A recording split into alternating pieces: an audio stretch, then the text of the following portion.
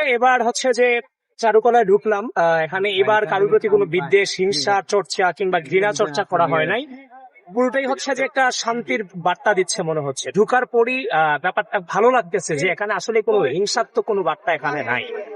তো নতুন বছরের সূচনা হিসেবে আমাদেরও চাওয়া থাকবে যেন দেশে যেন শান্তি থাকে, দেশের প্রতিটা মানুষ যেন তার যে অধিকার সে অধিকারটা যেন পায়।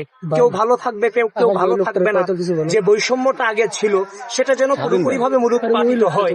এই আশাগুলো নিশ্চিতভাবেই থাকবে। গণতন্ত্রটা যেন সমন্বিত হয়, সকল প্রকার হিংসা, প্রতিশোধ, তারপর হচ্ছে যে পরনিন্দা চর্চা, এগুলো যেন বিলীন হয়ে যায়। এটাই প্রথম দিনের চাওয়া থাকবে।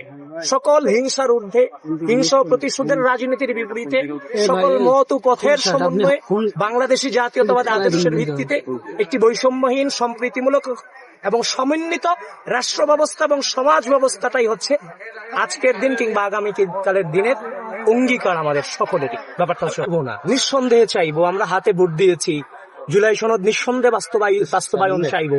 কিন্তু জুলাইয়ের নামে, জুলাইয়ের পর থেকে যারা জুলাইকে বিক্রি করার চেষ্টা করে বিভিন্ন বাড়ি গাড়ি থেকে শুরু করে নিজের আত্মীয় স্বজন থেকে শুরু করে প্রত্যেককে সম্পদশালীতে রূপান্তরিত করেছে, আমরা সেই ধরনের জুলাই বিক্রিটা বাংলাদেশে চাই।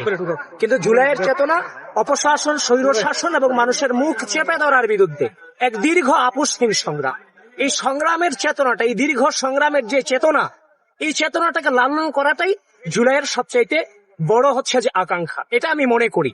এবং সেটাকে বাস্তবায়ন করবার জন্য ইতিমধ্যেই যে নবনির্বাচিত সরকার সে কাজ করে যাচ্ছে, ইতিমধ্যে আপনারা সেটা দেখতে পাচ্ছেন।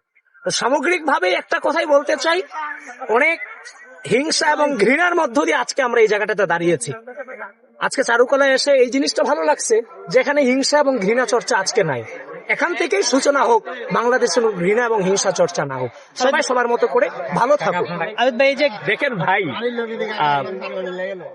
বাংলাদেশের স্বার্থে, বাংলাদেশের স্বাধীনতা সার্বভৌমত্বে গত 17 বছর কারা লড়াই করে গিয়েছে, নেতা ছিলাম, তাই না? তা আমরা ছাত্র নেতা হিসেবে আমরা কয়টা গাড়ি করছি, কয়টা বাড়ি করছি, কোথায় সম্পদ কিনছি, একটু খুঁজে দেখেন তো আমাদের সম্পর্কে। জুলাইয়ের চেতনাকে ব্যবহার করে রাষ্ট্রে কোনো প্রকার এক পয়সার, চানা পয়সার অধিকার চর্চা করছে কিনা?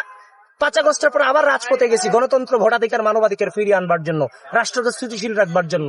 এখনো বাংলাদেশের মানুষের কল্যাণে রাজপথে রয়ে গেছে। আপনারাও রাজপথে ছিলেন, কই আমরা? আপনারাও বিক্রি করেন না, আমরাও তো জুলাই বিক্রি করি নাই। তাহলে যে স্পেসিফিক অংশটা জুলাইকে বিক্রি করে জুলাইয়ের সুবিধা নিয়ে সংসদ পর্যন্ত গেছে, ওটা তো আমরাও নিতে পারতাম। কই আমরা তো জুলাইকে বিক্রি করিনি। সুতরাং আপনারাও আপনাদের জায়গা থেকেই কোশ্চেন গুলো তুলে আনবে। কারো স্পেসিফিক স্বার্থে, নিজস্ব স্বার্থ হাসিল করবার জন্য গোটা বাংলাদেশের জনগণকে নিয়ে ছিনিমিনি খেলার কোন সুযোগ বাংলাদেশে নাই।